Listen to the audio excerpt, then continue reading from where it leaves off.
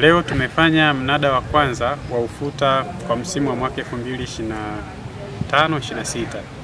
Tumeuza jumla ya kilo milioni 3,926,000. Bei ya juu tumeuza kwa bei ya juu ya shilingi 2,510 na bei ya chini shilingi 2,310. Kiujumla tumeanza vizuri, japo ni tofauti na bei za mwaka jana, lakini kwa kuangalia hali halisi ilivyo na hali ya soko kidunia ilivyo, tunaweza kusema kwamba tumeanza vizuri. Kwa hiyo bei ya juu ya shilingi 2,510 na bei ya chini ya shilingi 2,310.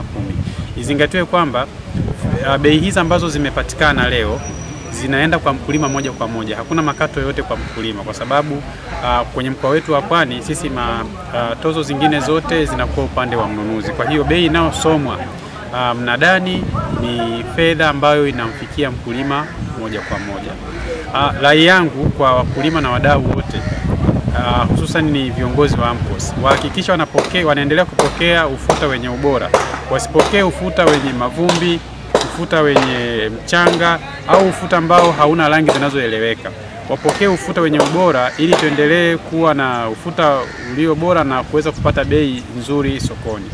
Jambo jingine ni kwamba tunawahimiza, kwa sababu ni maelekezo ya serikali kwamba sasa hivi malipo yatatoka moja kwa moja kutoka chama kikuu kwenda kwa wakulima.